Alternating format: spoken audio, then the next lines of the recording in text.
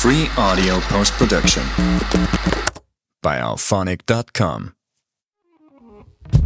Recovery Reform is a podcast that provides educational content while addressing the stigma against drugs and the people who use them. Expertise meets lived experience as the hosts and their respective guests unpack the multifaceted cause that is recovery reform. Welcome back to the Recovery Reform Podcast. I'm Taylor Nichols. I'm here as always with my co-host Macaulay Sexton, and we have an amazing guest today on our show, Mary Beth O'Connor, a retired federal judge who has been really incredible in sharing her story and in her book. And as I've seen sort of across, the internet podcasts and on LinkedIn, shares her story in her book, From Junkie to Judge. Thank you so much for joining us, Mary Beth. I wanted to start by asking you, I grew up in the Bay Area, and your story is centered on San Francisco and your use in San Francisco, and then your journey to, enter the law in the Bay Area.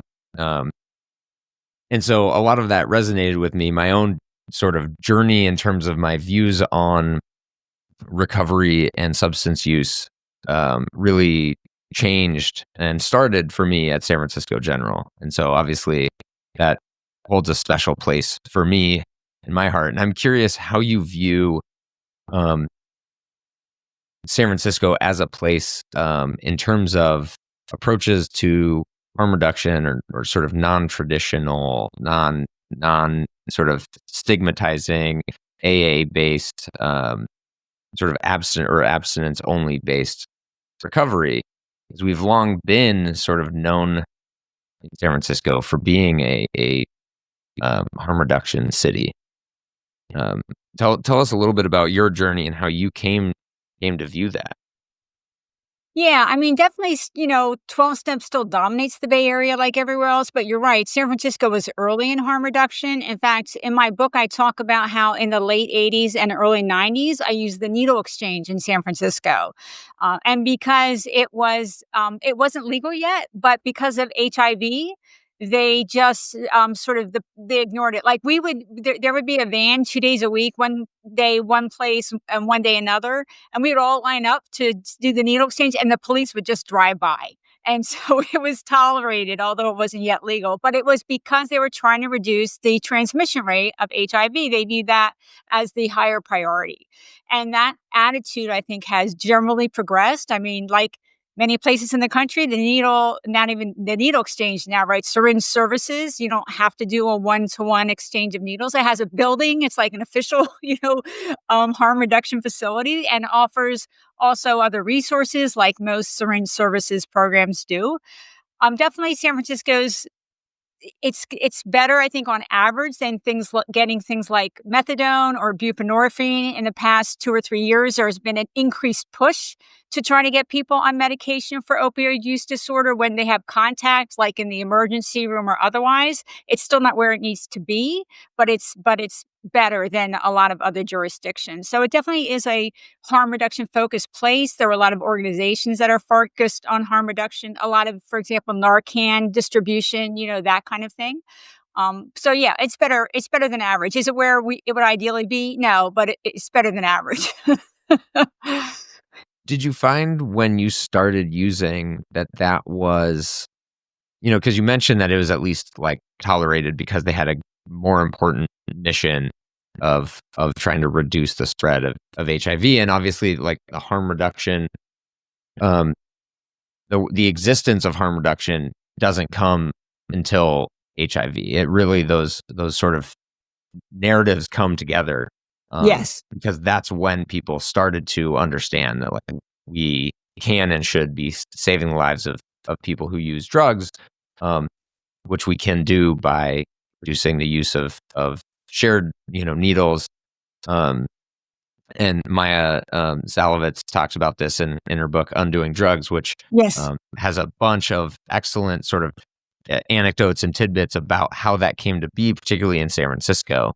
I'm curious if when you were actively using, you found that accessible and not just accepted and tolerated, but that people actively supported, encourage you to go utilize those services if that was something that you found was easy to access?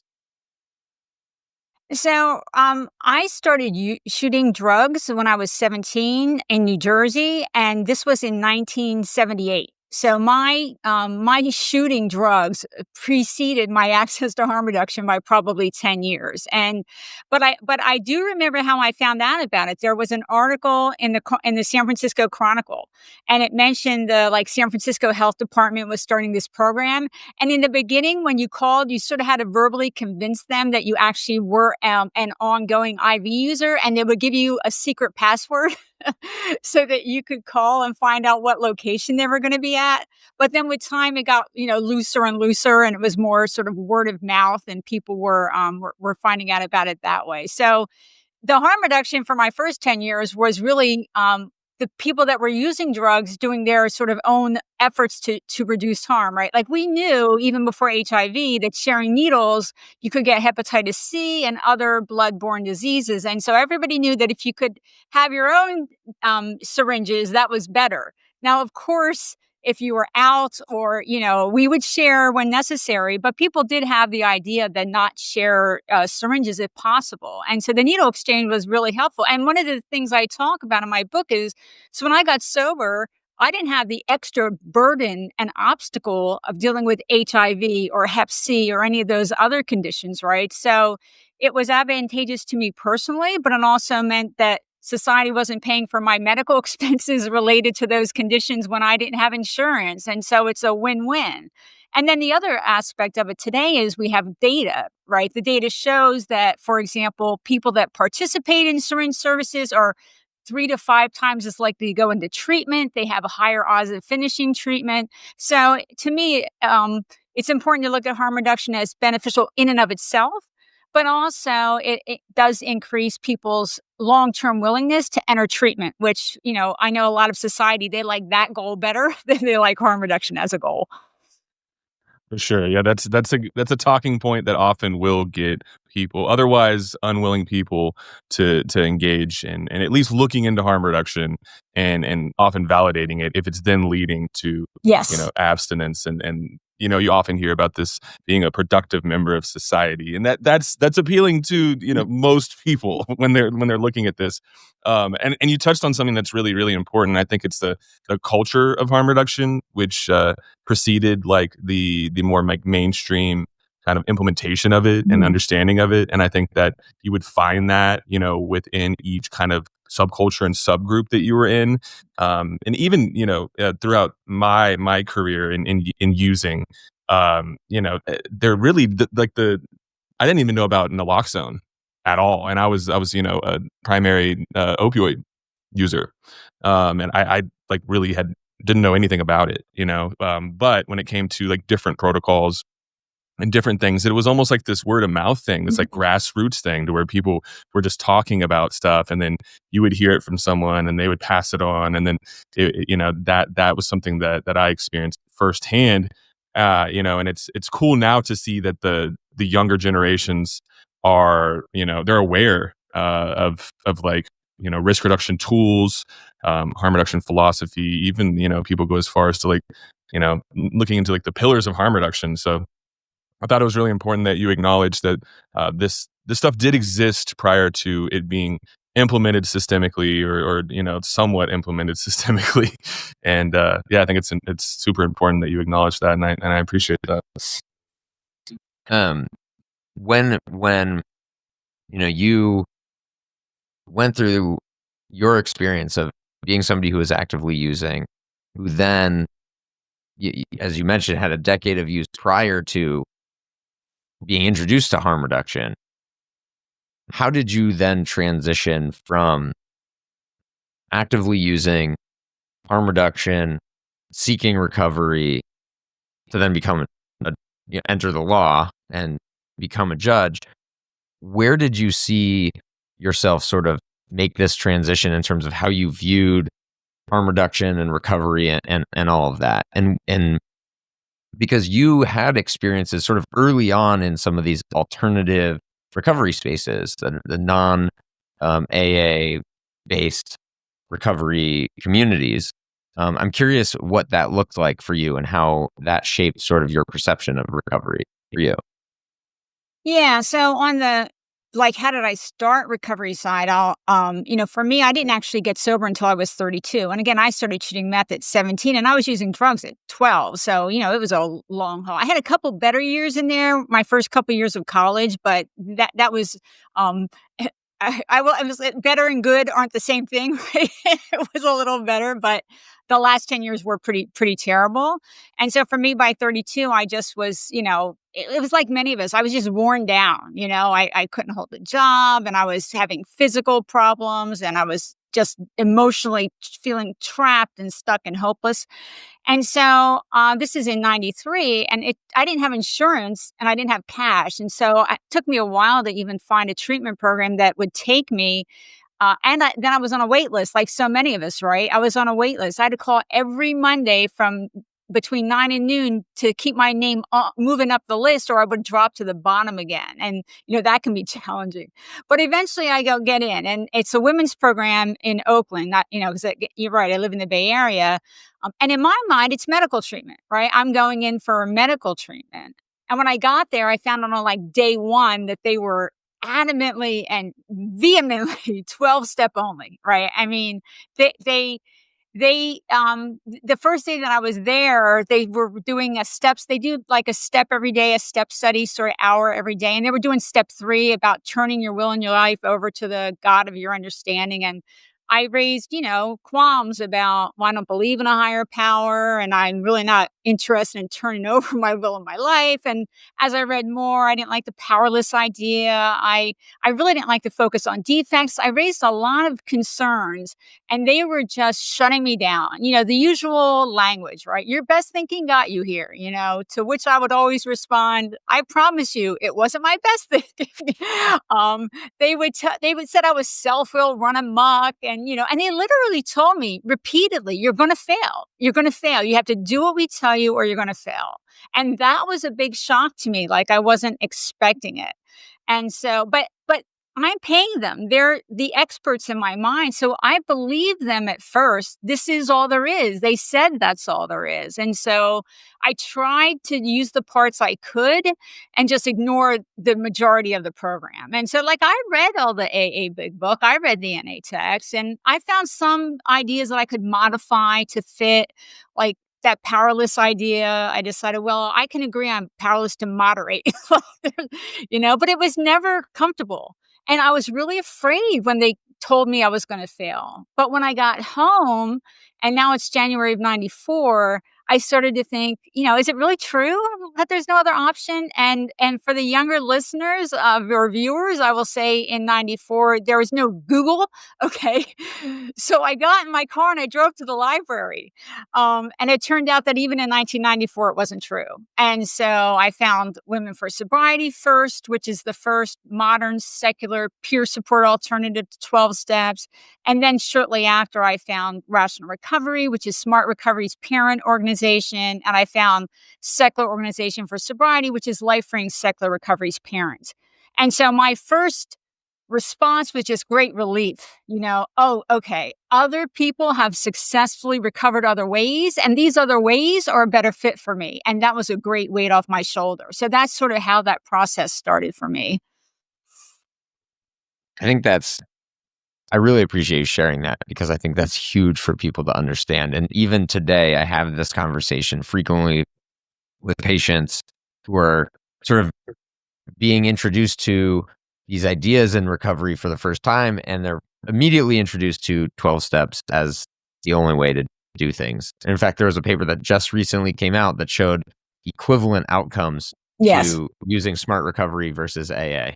And LifeRing and Women for Sobriety. And that's the second study. It's the follow-up. The first study was 2018. They're all equally successful. And so what we should care about is choice, right? Making sure people know their options. This is when I think there's value in sharing our story and saying, here's what worked for me. Here's how I did it. And I'm 31 years sober. But I think where we go wrong is when we go from this is what worked for me. So I'm sharing it with you sort of for your information. When we cross the line into it worked for me, therefore it will work for you, or even worse, it's the only thing that works. Like that's where we go amiss. And plus, those are lies. Like, why would we lie to people? There's no one way that works for everyone. My way won't work for everyone either. And I don't pretend that it will. Sharing success strategies is useful. Mandating my way or the highway is not useful, and it's not true.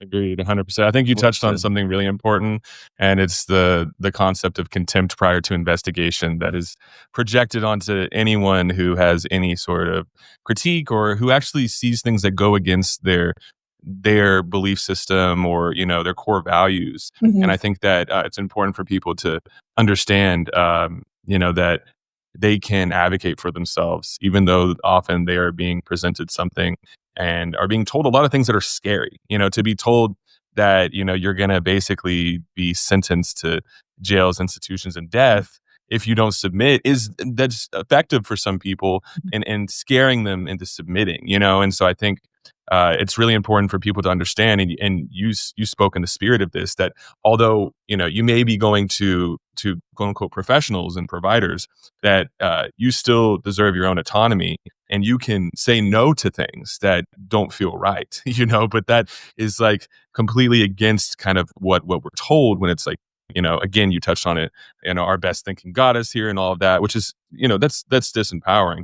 Mm-hmm. I also think it's important to understand that 12-step in these systemic settings and inpatient treatment and within recovery housing it's a completely bastardized version of 12-step. And this is not me being an apologist for 12-step. I'm very, very, very critical. But I do know that most of the time when it's implemented, whether it's through TSF, for those that don't know, 12-step facilitation, or it's like a temporary sponsor, like all of this stuff is actually like going against the way that it was even intended to be implemented. And this isn't me, and I'm still kind of a purist, even though I am strongly against systemic 12-step, and I'm a systemic 12-step abolitionist. I still, because of my immense experience with it, I'm aware that the main issue here, in my opinion, is that the traditions have been completely disrespected, and it's been implemented systemically, and it's straight up promoted and associated with many facilities, and that is kind of what has created such a monster, in my opinion. Whereas if someone is electing to engage in something that is not being forced upon them systemically, that's a little bit different. You know what I mean? If someone is like, hey, I really resonate with I have no issue with the word God. I have no issue with the way this is structured. I personally, some people are like, I feel powerless and I want to embody that. I would caution people for sure.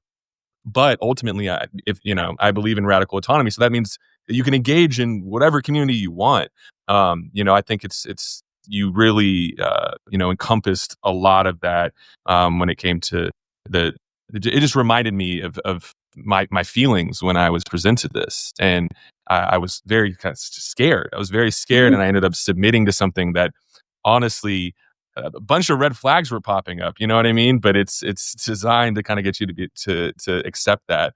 And I also before I keep going off in a different direction, I wanted to also go into these other alternatives, so you could kind of speak to specifically what you liked about each one, and then I also wanted to also note, because this is kind of like one of my soapboxes, that when it comes to efficacy of recovery communities, that many people experience spontaneous remission, and I'm a huge proponent of kind of going against this idea that a recovery meeting is required for success. And it's something that I'm very passionate about, which is ironic because I did create kind of my own alternative recovery community, but I do not believe that space is the one true answer.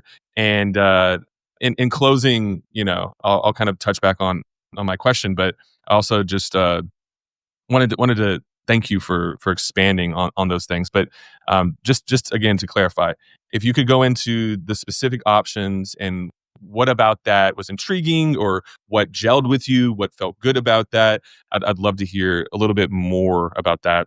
I didn't end up adopting any one of the other programs either. I synthesized. And so what I did was I read all the books and I went to all the meetings and I built what today LifeRing would call a personal recovery plan. And that's what worked for me. But on your specific question, so Women for Sobriety, one of the things that really excited me when I read about Women for Sobriety is, and this is sort of key about how they think, I was taught as the introduction, right? I'm Mary Beth and I'm an addict. And in the beginning, I thought that was helpful. It felt like I sort of needed to beat it in my brain. But by 6 months, which is around when I found Women for Sobriety, I was not comfortable with it anymore. I felt like I was announcing it, saying it like it was the essence of who I am. And that wasn't true even then. And then I went to a Women for Sobriety meeting, and the introduction there is I'm Mary Beth and I'm a competent woman.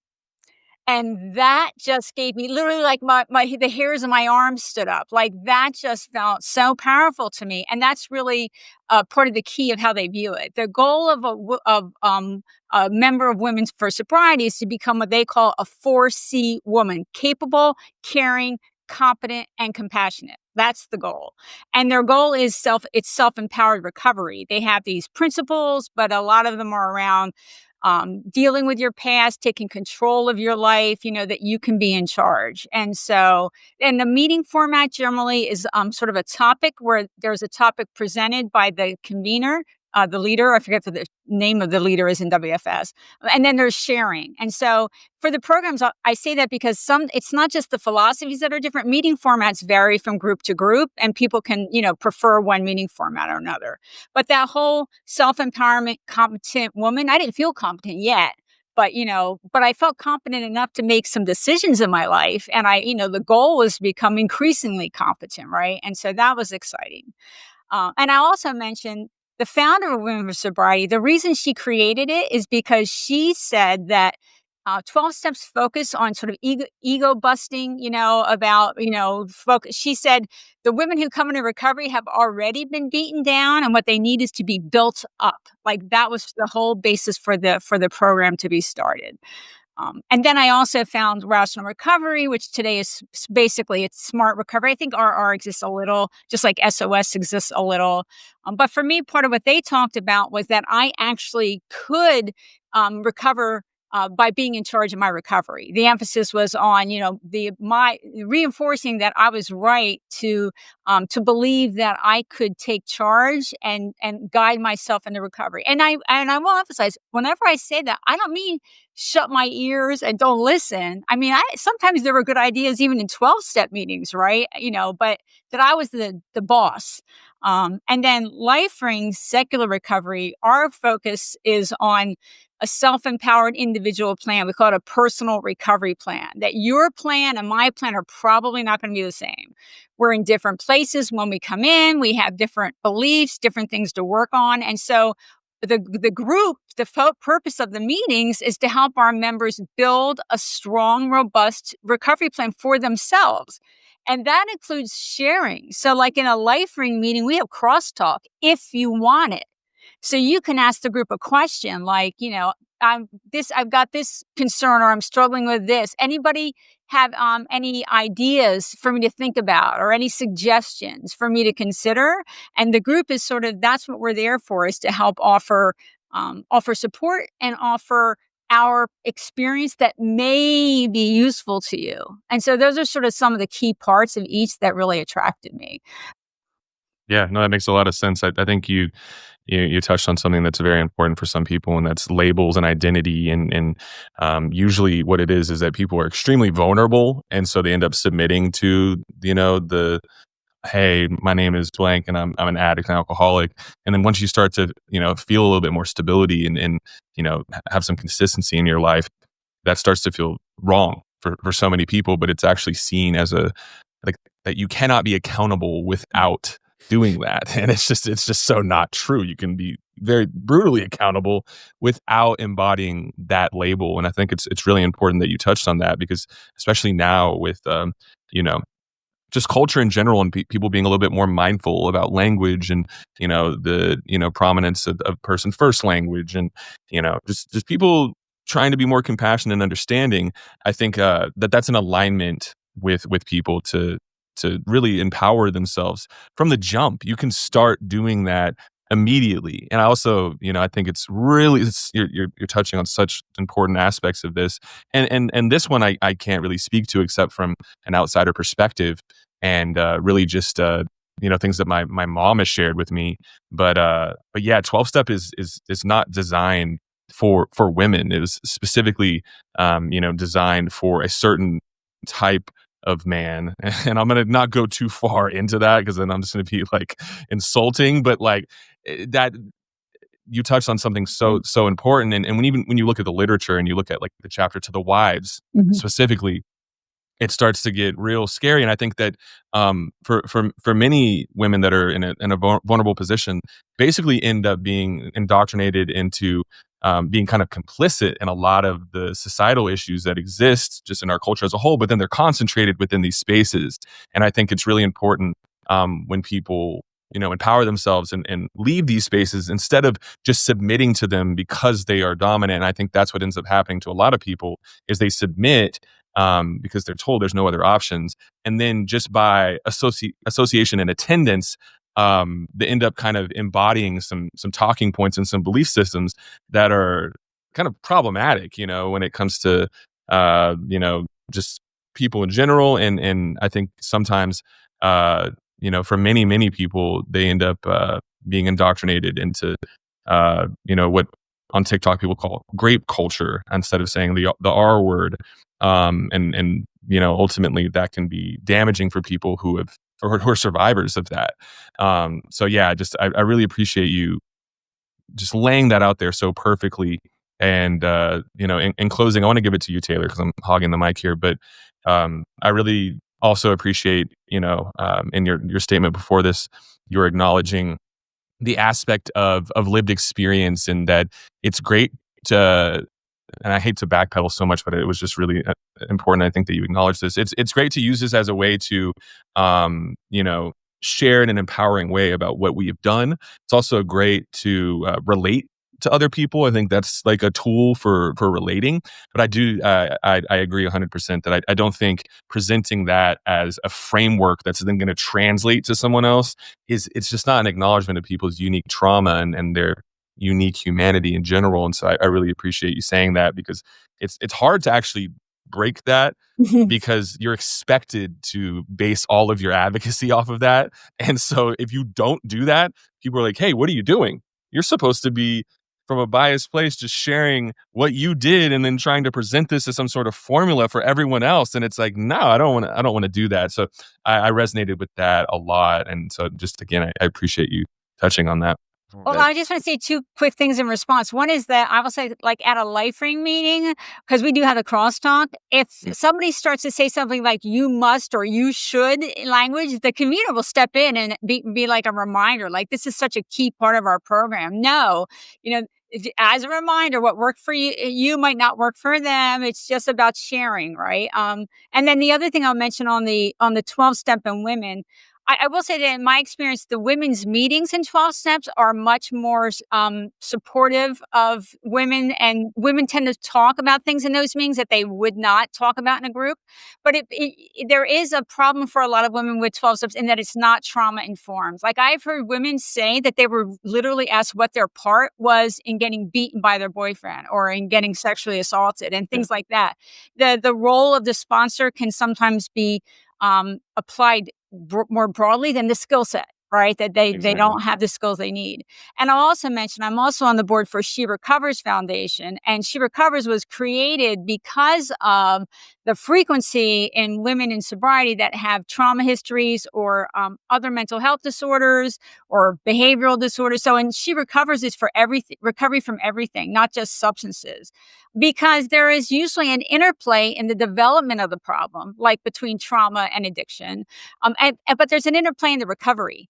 And so in She Recovers, you can talk about that interplay instead of being told, oh, no, in this meeting, we only talk about alcohol, or in this meeting, we only talk about sexual assault. In She Recovers, it's all together.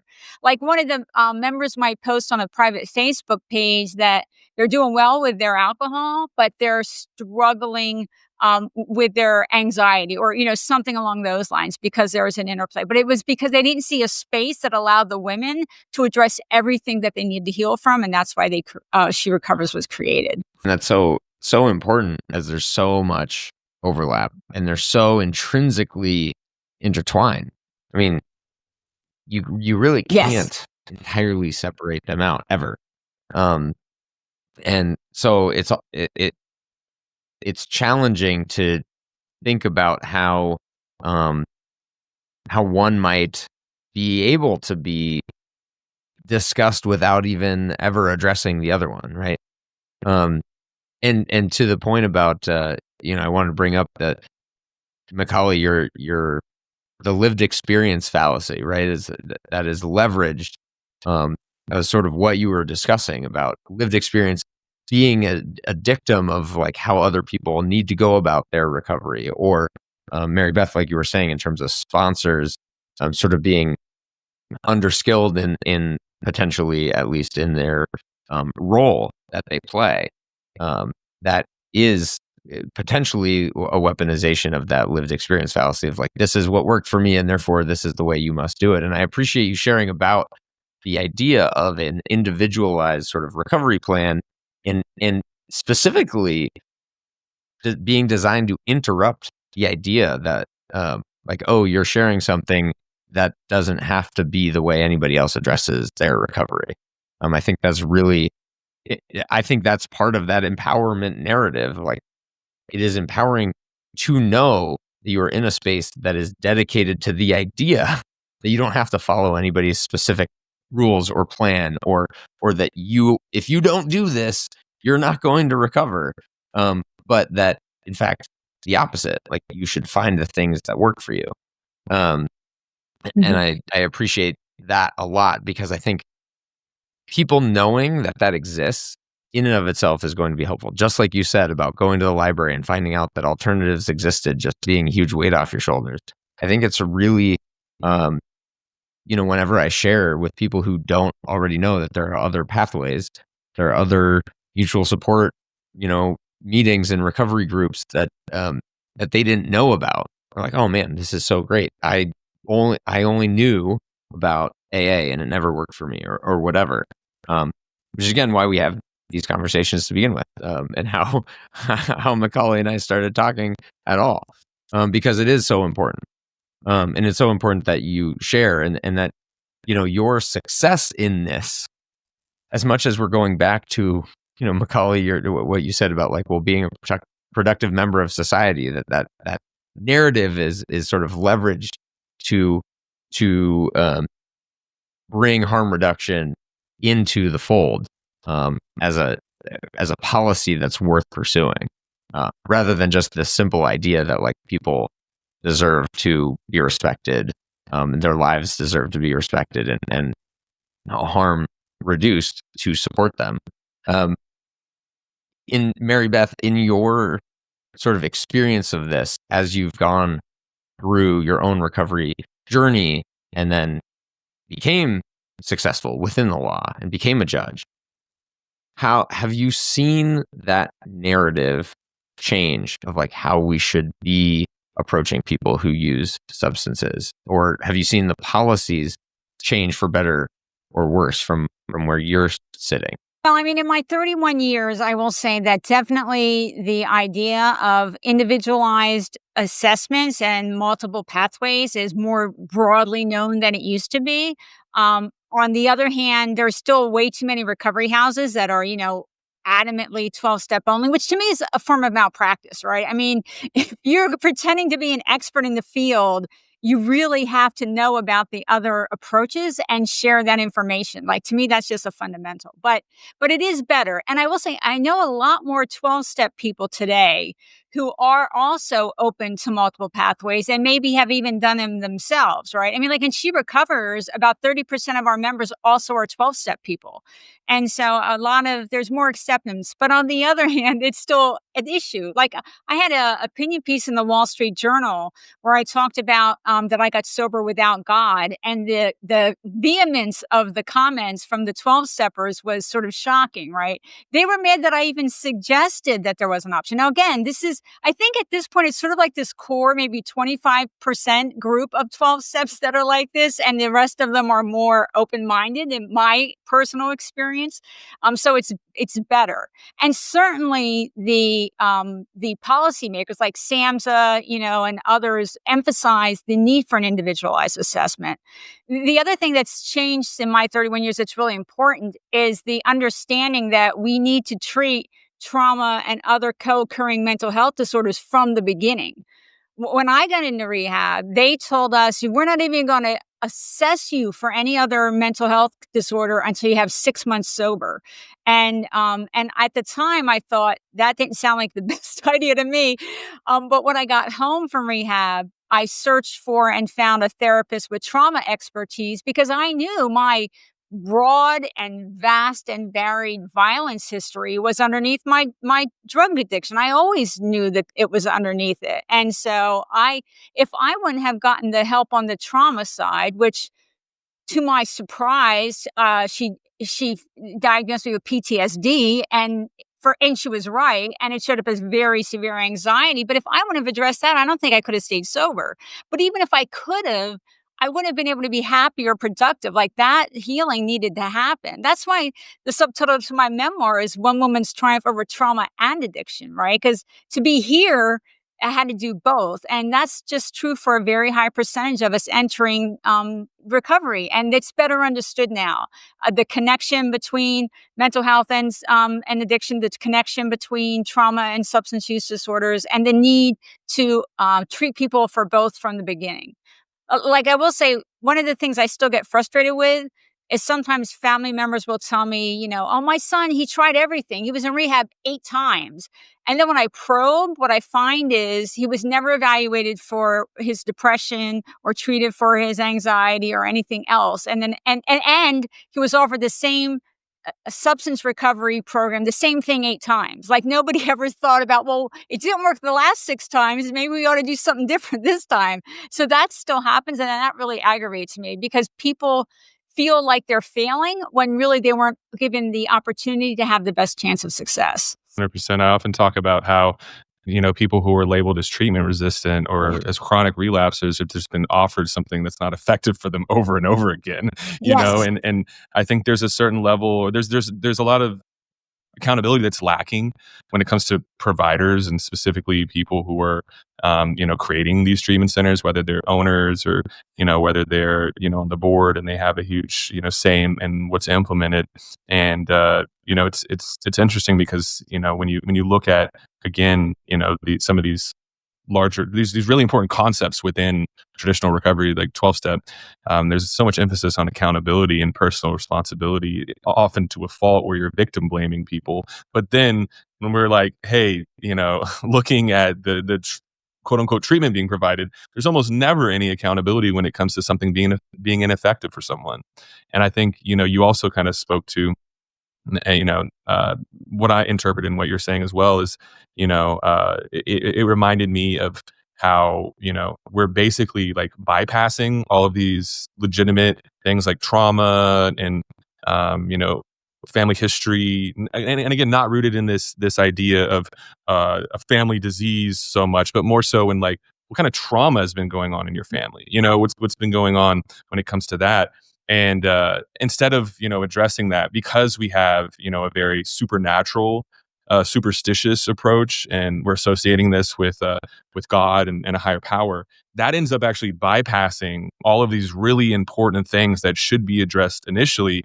And this is also rooted in purity culture because it's seen as you can't unpack any of this if you have any sort of substances in your body, or if you like recently consumed substances. And again, that is also rooted in this more esoteric spiritual idea that someone is blocked, which I've heard from so many people whom are being discouraged within 12-step who are maybe on MOUD, to where it's like, no, you can't even start to unpack this because you got buprenorphine blocking you spiritually. And it's like, no, I think that if you want to subscribe to these sensationalized ideas, I'd probably argue that, God is probably more powerful than buprenorphine. But with that being said, it's interesting when you start to see the inner workings of this and how, we're bypassing these very, serious things that could be unearthed and addressed from the start, and put people in a much more empowered, sustainable position. And in closing in this statement, I'll say, I had this experience myself, but then, throughout the years of my deprogramming and unpacking, I started to have conversations with my mom, who, was in 12-step years before me. And this is where I started to get a little bit of a vendetta, I'll be completely honest, because I was like, wow, like my mom, a survivor of childhood SA, was like told not to read any books that were not AA approved, and was actually discouraged from going to any sort of, seeking any sort of clinical support. Mhm. And this is happening to many people. And I appreciate how, you perfectly articulated the need to look at these underlying things, things that would be seen as co-occurring. And honestly, my belief at this point is that for many people, that is what's going on, and it's being misdiagnosed as someone who has some sort of chronic, fatal disease. When in reality, for some people, it's actually an acute manifestation of substance use disorder. It's very concentrated, but there's pre-existing stuff that was going on. This is masking it.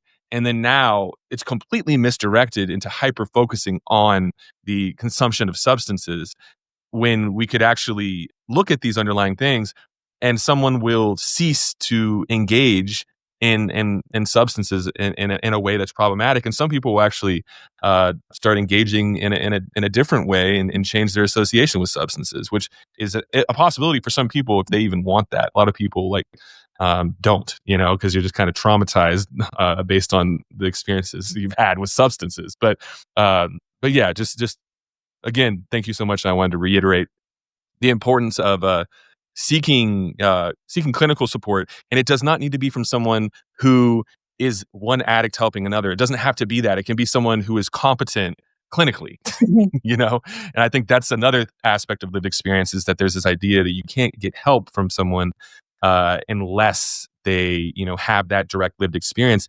And I don't think that's true. I mean, I think that, Taylor's a prime example of that when it comes to having experience with, family.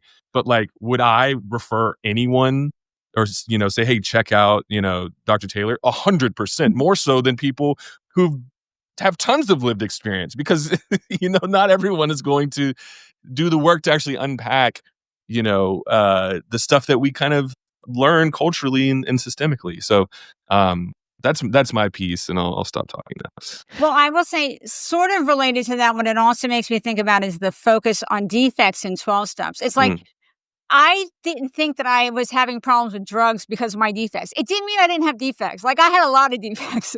I mean, especially, in recovery, I couldn't even see them all. I made a list of things to work on when I got home from rehab, and it was not comprehensive, even though it was long, right? So it's not that I thought I had no defects. I just didn't think that my defects were the core of what was causing me to use substances in a harmful to me way. I thought it was my pain and my trauma. And I was right about that. And so that's part of why 12-step doesn't resonate with some people, because what you're trying to fix isn't actually the primary issue for a lot of us. Yeah, it's seen as an outside issue too, and that's the whole thing. Is I understand in these settings, trying to have a little bit of structure to prevent certain long-winded topics that are not directly related to what people would call being solution based or whatever.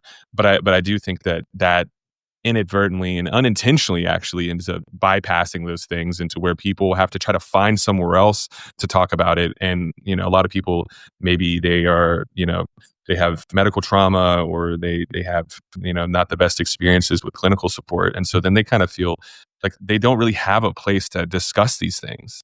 And so I'll find that when individuals find alternatives, it's like they're starving for the ability to actually talk about these things.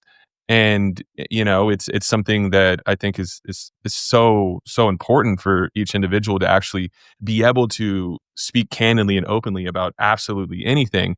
On the other side of that, I will say that for some reason, or not for some reason, there's a very real reason, but certain people usually, I'm sorry, but not to be just gender focused, but men feel a lot more comfortable just accounting for every single thing that they've done to other people in these spaces. And it's like a culture of just being, yeah, you can just share all of this. And now that you're abstinent, you're valid now, even if you've done something unspeakable, now that you don't consume substances or drink alcohol, that's okay. And so I think that, again, when you see, patriarchal stuff as a whole and you see misogyny as a whole in our culture, just kind of a callback to how that's concentrated. So I really, really, really love and appreciate that, you are speaking on some alternatives, specifically geared for women, because, I think it's extremely important to have women-centered spaces and women-led spaces and women-dominated spaces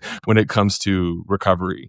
Absolutely. I wanted to sort of emphasize just how your experience having that option, right? Having these women-centered and dominated and led spaces benefited you and allowed you to pursue your recovery in a safe way, particularly with an underlying history of trauma, and allowed you to pursue the career that you pursue. How do you think that kind of option or that space being available to you allowed you to end up where you ended up? I think finding Women for Sobriety was important to me because it was, I just felt comfortable with the philosophy, but I also felt comfortable in the women's space. As I said, even with 12 steps, the last 12-step meeting I gave up was the women's meeting because it was just a more comfortable space. And the conversation would often drift into things other than just substance use. It would talk about some of the core reasons and what was going on. And the women were often struggling with a lot of, similar issues about trying to repair their idea of who they were, trying to build themselves up into feeling confident and competent about things. I know I felt so torn and lost when I got sober. I remember when I was cleaning out my file cabinet and I found my college grades, I was like afraid to open it because I thought maybe I didn't do as well as I remembered because I lost that connection to sort of who I was in so many different ways. And I will also say in my therapy, I was in individual therapy for 3 years, but then my therapist put me into group therapy with women with trauma histories. And that was a whole nother level of recovery for me because those women were connecting their current reactions and behaviors back to their trauma in ways that I hadn't connected yet. And so it helped me see things that I thought were just my, crazy Mary Beth behavior. Actually, I started to see that they were more common and more tied to what had happened to me than I realized. And that helped me address it more effectively and to move forward. And so women's spaces were really important to me in a lot of ways in my both trauma and substance recovery. What you just mentioned is so important to, have people who have, had similar experiences, but that have continually committed to addressing that. And then just seeing that it doesn't even need to be, again, articulated like we touched on, where someone's like, I did it, now you can do it this way. More so of just, that relational aspect of being around people. It's very comforting to go, oh, okay, yeah, we can look at this, we can address this, and we can move forward with this. And I think that it's it's amazing when you start to really look and see, well, there are beautiful, amazing resources available at this point. Now it's just about, letting that be known and for those things to become more culturally and systemically dominant, Yeah, although I mean, we still have a resources problem though, right? I mean, people have trouble accessing substance treatment. They have trouble accessing mental health treatment. To get evidence-based treatment that actually meets your individual needs, it can be very, very difficult. And so we still definitely have so I think part of what upsets me is when policy discussions happen around substance use or people using substances, there's sort of this underlying assumption that there's like treatment on demand and everybody who can get what they need at the flick of a light switch, and people are judged as if that were true when that's not anywhere near close to the truth. And so we still have definitely a problem as far as giving people access to what would actually help them.